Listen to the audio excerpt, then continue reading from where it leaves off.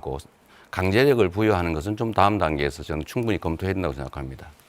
우리 김문수 후보께서 제가 소수성을 성소수라고 잘못 표현한 그걸 꼬투리 잡아서 제가 소수성을 30% 할당한다고 얘기한다고 저를 비난하시던데 그건 한참 몇 년 전에 다 해명한 거니까 앞으로는 좀 그러지 않으시면 좋겠고요.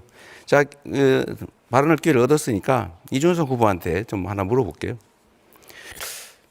저번에 답변하신 거와 관련이 있는데 그날 그 계엄 해제하는 날 거기서 정족수가 찼으니까 자기는 뭐 다투고 있었다 뭐 그런 취지예요. 그런데 이거 정말 중요한 국가지 대사 아닙니까?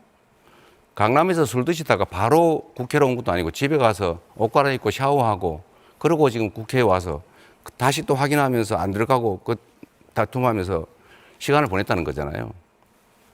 다른 사람들은 국민들은 슬리퍼 신고 막 슈퍼 나왔다가 우다닥 이 국회로 쫓아온 사람도 있고 옷도 제대로 못 입고 온 사람들이 많았고 의원들 중에도 화장도 못한 여성 의원들이 그냥 국회로 바로 쫓아와서 담 넘고 여성들이 했는데 이준석 후보는 술 드시다가 그때 알아서 집에 가서 샤워하고 거기서 이렇게 시간 끌고 있다는 게 도저히 납득이 안 되는데 해명을 한번 해봐 주시죠. 집에 가까운 위치에 있었고 그리고 식사 자리에 있던 다른 의원도 똑같이 했습니다. 그리고 제가 말씀드리지만은 제가 안 들어가려고 했다는 말씀은 허위 사실입니다. 제가 들어가려고 노력하던 모습이 다 찍혀 있는 것이고요.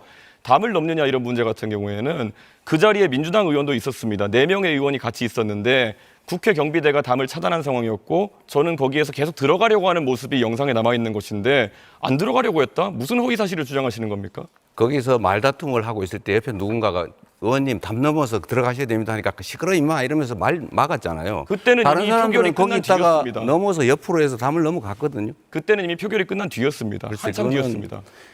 그래서 제가 물어보는 핵심은 왜 집에까지 가서 샤워하고 옷 갈아입고 너무 여유롭지 않았냐 그 말씀 드리는 거예요. 똑같은 이유라면 제가 지난번에 말씀드린 것처럼 그럼 그때 들어오지 않은 민주당 의원 17명은 어떤 분들입니까? 남 얘기하지 말고 본인 얘기를 해보세요. 아니요. 같은 기준을 적용하셔야죠. 아니 내가 물어본 건 본인 얘기예요.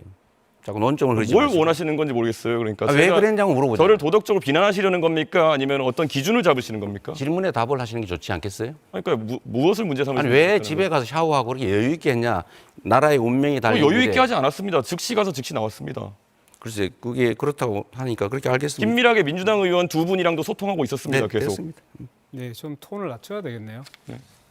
그다음 제가 네, 김문수 후보 발언하시죠. 네 저는 이재명 후보가 지금 본인이 재판을 5개를 받고 있지 네. 않습니까? 근데 이 재판 5개가 전부 다 보통 재판도 아니고 대장동 위례신도시 백현동 성남FC 뭐 특정경제가중처벌법상 배임에 또 부패방지법 위반 제3자 뇌물 범죄수익 은닉규제법 위반 그리고 20대 대선의 그 허위사실 공표죄 뭐 이런 것들입니다. 그리고 법인카드 사적 유용 문제, 그리고 쌍방울 대북 송금 사건 이런 건데 이게 지금 한두 가지도 아니고 이렇게 많은 재판을 동시에 받는데 이 재판을 본인이 대통령이 되면은 다 중지시키는 재판 중지법 이런 것도 만들고요.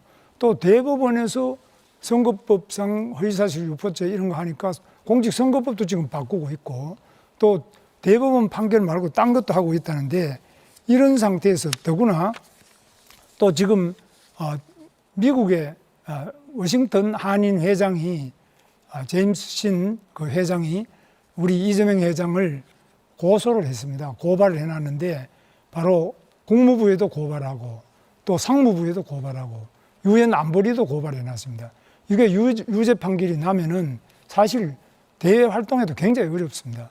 이런 상태에서 과연 본인이 대통령을 하는 것이 맞겠느냐? 국민들이 굉장히 우려를 많이 하고 있습니다. 그래서 이 재판을 우선에 중지를 시키는 것은 그만두고 이 재판 자체를 받아야 되고요. 또 지연시켜서도 안 되고 빨리 대통령이 되더라도 재판하는 것은 당연히 받아야 되는데 본인을 위해서 모든 재판도 중단하고 헌법재판관 수를 대법관 수를 지금 14명 있는 대법관을 오히려 지금 뭐 100명도 늘리겠다, 30명도 늘리겠다 법안을 내놓고 이렇게 하는데 이게 과연 맞느냐? 이게 본인이 뭐 황제도 아니고 황제도 이런 식으로 법을 안 하죠.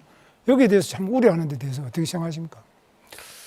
일단은 그 수없이 많은 기소는 우리 김 후보님이 속한 이 검찰 정권, 윤석열 정권의 증거 없는 조작 기소의 실상을 보여주죠. 증거가 없잖아요. 지금까지 있었으면 제가 이렇게 멀쩡했겠어요. 그럼 증거 없는데 왜 국민들이 유죄가 인정했겠습니까? 나옵니까? 말하는 거 좀 할 수 있게 허용해 주시겠습니까? 네.